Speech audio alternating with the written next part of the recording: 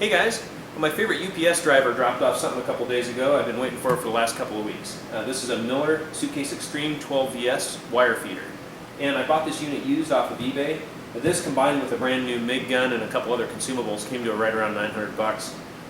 New, this unit is a little over 2,000, so I saved a pretty significant amount of money by going used. I do a fair bit of welding inside of my shop, mostly TIG work, a little bit of MIG welding, but it's uncommon for me to do any welding outside of the shop. That's just not something I normally do. However, I just recently got a job working in the city of Cannon Beach where I'm going to be doing quite a bit of welding over the next couple of months out in the field. And normally if I was doing that, I'd load up my generator and TIG welder and stinger and just do some stick welding.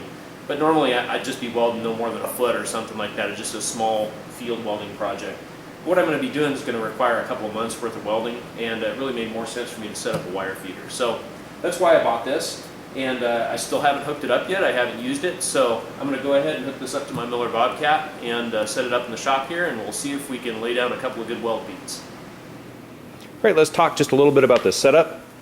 I've ordered a 50-foot long gas line. However, it's not here yet, so just for today, setting this thing up, I've taken the regulator flow meter off of one of my TIG welders, and we'll just use this temporarily for today.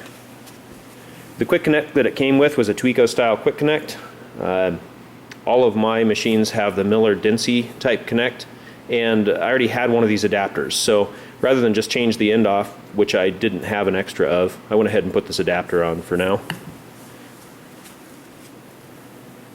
This is the ground cable. This goes to your workpiece.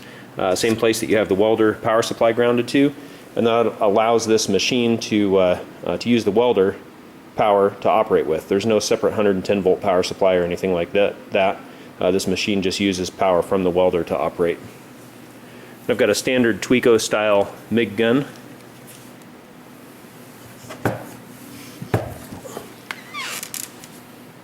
Inside of here we've got a chart of common wire feed speed settings for different gases, voltages, material thicknesses, and wire thicknesses.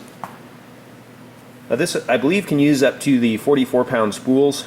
I just happen to have a 10-pound spool, so that's what I've got on here. That's what we're going to be using today. The spool's held in place with one of these threading type nuts, much more secure method than the spring type quick connect ones.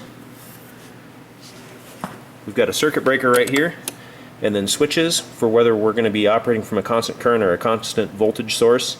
My Miller Bobcat has a wire feed constant voltage setting, so we'll go ahead and use that. Switches for low and high speed wire feed ranges, and then on and off for a soft start. This ramps up to your wire feed speed instead of starting at full speed. And then we've got our drive rollers right here.